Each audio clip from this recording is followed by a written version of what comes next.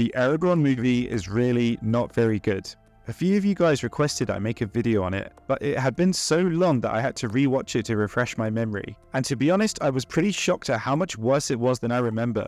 Now, the book series was flawed, especially the ending, but overall it was an enjoyable read and I enjoyed the world and characters that Christopher Paolini created. I think a movie series would have actually done quite well back in 2006. But unfortunately, the potential of the movie and the franchise was completely lost due to a baffling series of mistakes and poor decisions. Now, I don't want this to just be a movie review, so rather than talking about how it fails technically as a movie, I wanted to focus more on the bad writing decisions and how they negatively impacted the adaptation. Now, of course, adaptations will never be a perfect one-to-one retelling of the movie, and sometimes a retelling of a familiar story with a new lens can be enjoyable, if done well. But Eragon is a movie adaptation where the changes from the original source material made it worse in almost every conceivable way, and the flaws in the writing undermine the story on multiple levels. So let's jump right into the discussion. After rewatching the movie, I pulled out what I think are the two biggest problems, and in the interest of being fair to the adaptation, I'll be limiting my comparisons only to the first book. So, point number 1. Hollow characterization. The depth and complexity of all of the characters, and particularly Eragon and Saphira, are severely diminished, rendering them mere shadows of their literary counterparts. And point 2, the world building, which is reduced to little more than an insignificant backdrop in the wider story. So, let's get straight into the first point about characterization. Now, this is a problem that plagues all of the characters in the movie, but I want to really focus in on Eragon and Saphira as they're effectively the two main protagonists, and their portrayal is central to both the book series and the movie. As always, I'll discuss the movie first, then contrast it with the books to see the difference and discuss where and how it was done better. And I'll be discussing them both as individuals and with regards to their relationship with each other. So, starting with the movies, Eragon in the movies is introduced as a fairly carefree, happy-go-lucky young man who chances upon Saphira's egg and hatches her. After the Razak come searching for him, burn down his family home, and kill his adoptive father, Eragon is forced to go on the run with Brom. And at this point in the movie, we also see that the main antagonist, Galbatorix, has already decided that he wants Eragon dead, and Brom tells him his only hope is to run to the rebel group, the Varden, which Eragon simply goes along with. Eragon then spends much of the remainder of the movie following other people in an attempt to get to the Varden, and the only time he makes a proactive decision by himself is when he chooses to go and save Arya. Now, already there are some big problems with how the movie is portraying Eragon, the main character. It's fundamentally that Eragon has no real agency or input. He doesn't seem to have any real motivations or conflict. There's no real journey of self-discovery and no insight into what truly drives this character. He feels passive and bland, and as if he's just caught up in events outside of his control and seemingly happy to just passively go with the flow. And what this passive depiction of Eragon does is it strips the character of any real complexity, and it makes him a spectator in his own story. And this is a huge problem for the character who's meant to be our primary protagonist. It's really important that we understand how he thinks and what drives him. And an example of where this was really done well was Christopher Nolan's Batman Begins, where at least half the movie is dedicated to exploring exactly how and why Bruce decided to become Batman, delving into his past, showing us his journey, and showing us how Bruce thinks. Now, all of this is present in the books. In the book, Eragon's character is deeply rooted in his hometown of Carvajal, and his time spent here is what sets the stage for his motivations and the driving forces of his character. Unlike his film counterpart, the book Eragon makes a conscious, proactive decision to pursue the Razak for vengeance. He doesn't just passively follow along with what Bronn is telling him to do. Whereas in the movie, Eragon seems to just forget about his family, his uncle and his brother, as soon as he leaves the town. And another key difference in the books is that Galbatorix actually wants to recruit Eragon, and therefore as a result, Eragon spends much of the book, which is months in his time, pondering what path he should take and if fighting the Empire is worth the suffering and trauma that he goes through. It's a difficult decision for him to make, and we get to see his bravery and morality as he eventually arrives at the decision to join the Varden and actively fight against the Empire, instead of just running away or living his own life. This is good, proactive characterization. It endears Eragon to us and helps us relate to him. And again, this is stripped away in the movie where he passively follows after other characters and has no chance to demonstrate his bravery or his honor. This dynamic in the books between Eragon and Galbatorix also adds another layer of internal conflict and overall narrative tension, which again is completely absent in the movie. And this in turn makes Eragon's character lack depth and makes him reactive rather than proactive as a protagonist. And then we come to arguably the second main protagonist, Saphira, Eragon's bonded dragon and partner. Now, in the books, Saphira is portrayed as a complete individual with her own distinct personality and desires. Although she and Eragon are bound together, she remains his equal, frequently challenging him and even reprimanding him when necessary. In the early stages of her relationship with Eragon, shortly after she hatches from her egg, Eragon spends several weeks to months raising and looking after her, which is crucial for their bonding. He is the one to give her the name Saphira, and as she grows, they both begin to learn about each other,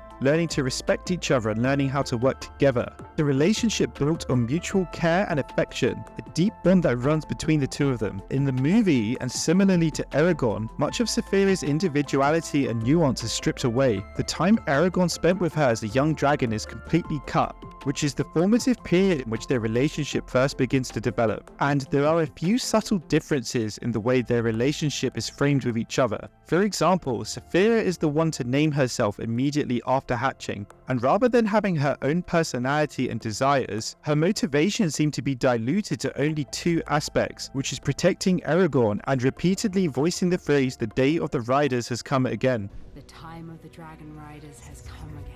So not only has Saphira arrived as seemingly a complete person with little to no input from Eragon and with a bland and forgettable personality, but even more disappointingly than that, her relationship with Eragon, rather than being a partnership of equals and individuals, which is a key basis and focus of the books, Mevi makes the strange decision to make it more of a servant-master relationship. The movie continuously reinforces this throughout its runtime, and I picked out a few key examples of this. The first example is when we are told that dragons die when their riders die, but not the other way around. A rider will live on if his dragon is killed. But if a rider dies, so does his dragon.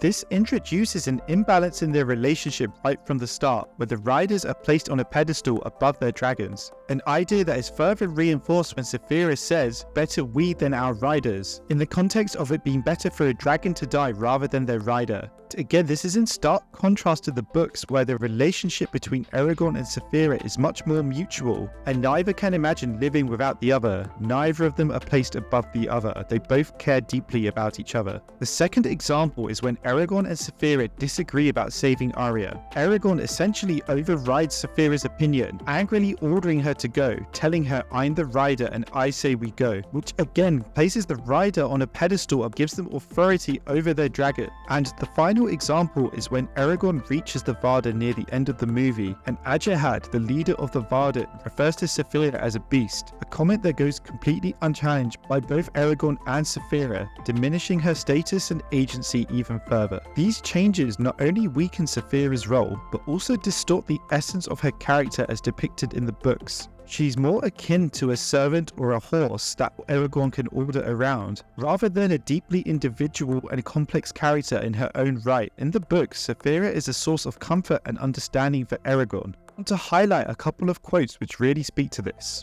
So, the first quote: "It was almost a week before he realized that the distance had grown between Roran and him. When they spoke, the words did not come easily and their conversations were uncomfortable. Saphira was a balm for Eragon's frustration. He could talk freely with her.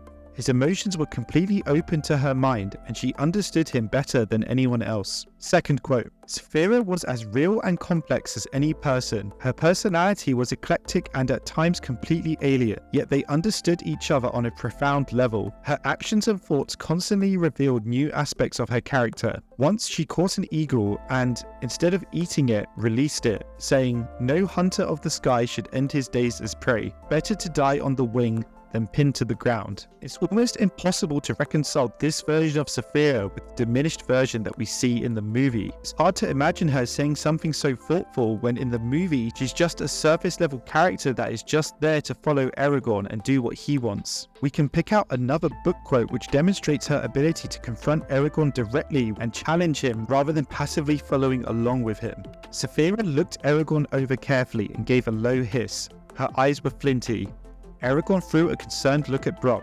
He had never seen Saphira this angry, then asked, "What's wrong?" "You," she growled. "You are the problem." Eragon frowned and got off Kadok. As soon as his feet touched the ground, Saphira swept his legs out from under him with her tail and pinned him with her talons. An interaction like this underscores the depth of Saphira's character and the genuine partnership they share in the books, a dynamic that's completely lost in the movie adaptation, where the relationship is not only simplified but greatly distorted, and as a result is both less interesting and less engaging for the viewers. The final issue that I wanted to talk about is the lack of world building. The world of Eragon in the movies feels constrained and superficial. Little effort is made to impart a sense of scale or diversity in the settings that Eragon moves through. He travels rapidly between disjointed locations without any clear sense of the passage of time or the distances involved. Arya is meant to be an elf, but by just watching the movie, you could be forgiven for mistaking her for just a regular human. The Urgals are reduced to vaguely unusual humans, who are never clearly explained and are missing many of the physical characteristics that distinguish them in the books, and the dwarves are completely removed from the movie.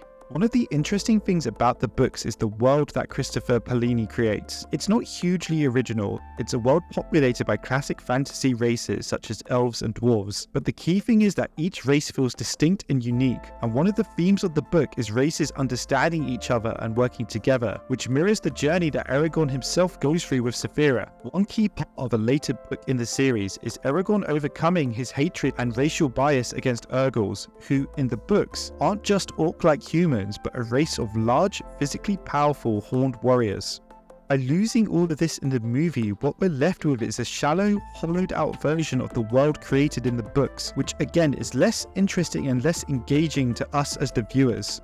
So, in conclusion, the Eragon movie adaptation is a textbook example of how straying too far from the source material without thoughtful consideration can result in a movie that neither resonates with its existing fanbase nor functions as a compelling introduction for new viewers. The film fails to capture the essence of the characters, stripping them of their agency and depth, and transforming them into passive participants in their own story. This not only weakens the narrative, but also throws away the dynamic and complex relationships portrayed in the books, which is what made them engaging in the first place. And the superficial approach to world building only further detracts from the overall narrative, lacking the geographic and cultural diversity that is represented in the book.